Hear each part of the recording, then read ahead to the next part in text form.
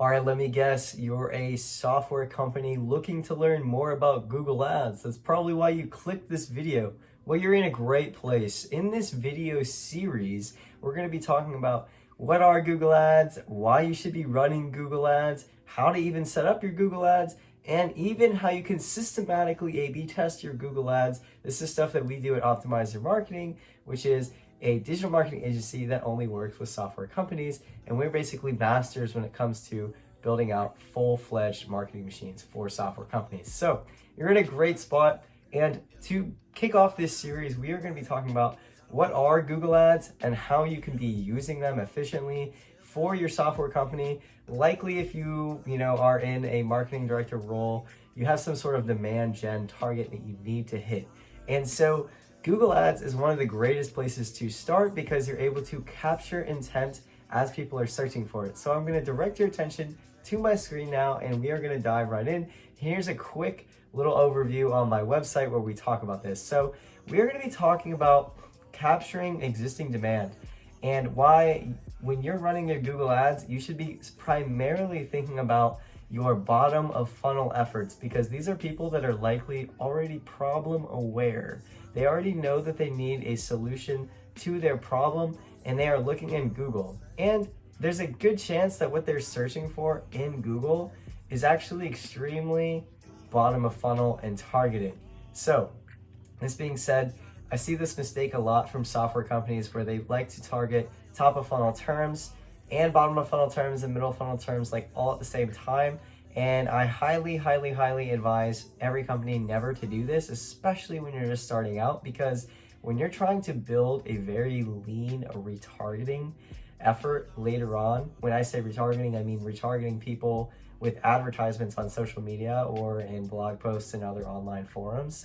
If you're trying to build that out, you want to make sure that your prospects or qualified potential buyers are seeing those ads, and not people that are very top of the funnel that could also not be in your buying segment at all. They could not be qualified customers at all. And so when you're starting, it's really important to only target people that you know would fall in your prospect list or in potential area of prospects.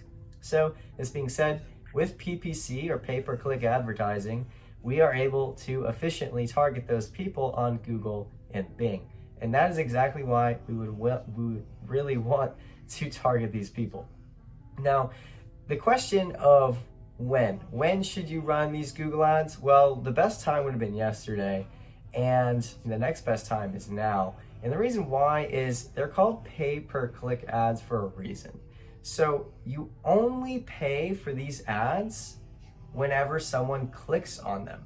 And if they are set up correctly and you're targeting the correct keywords, then you are not wasting budget. And people that are clicking to your site, they could turn into $1,000 deals or $1 million deals for that matter for your company. And so that being said, it always makes sense to be running pay-per-click ads if you're in a space where there's existing demand and there's enough of it that you can actually get some traction from this channel.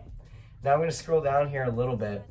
How do you know when, or what should you really do to get started? Well, number one, when Optimize Your Marketing, when my agency, when we work with any new software company, we do a keyword workshop. This is before we do anything. We want to know in a couple of sessions, 30 minutes to an hour sessions, we really want to know the top 20 keywords that your company should be ranking for that generally will result in purchase intent. So when someone searches for these keywords, they are looking for a solution. And we want to know these 20 keywords because we can take those keywords and place them inside of, SEMrush, which is a place for us to find more keywords that are semantically related or just related keywords. But then also we can put them in Keyword Planner in Google Ads and actually view their forecast and get a predicted forecast and budget expectation to capture these keywords so that we can get that information back to you as the client, and you know how much you should be spending on ads, and you can predict the results that you're going to get. So this being said, that is how that is what Google Ads are for software companies and how they should be approached. And that's generally speaking when and how you should approach them. So in the next video, we're actually going to walk through an example, and for the rest of this series for that matter, we're going to walk through an example of how you are able to set up these Google Ads, and then as well as how you can systematically A/B test them so that you're always improving them. So hopefully you found this video helpful. Let me know if you did in the comments. We're a relatively small YouTube channel, so there's a really good chance that we'll be able to respond to you.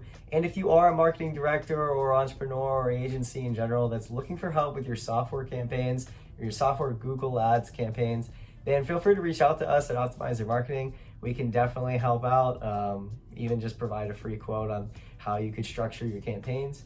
Let me know if you have any questions. Feel free to watch the next video where we talk about how to create Google Ads for software companies, and I'll talk to you soon.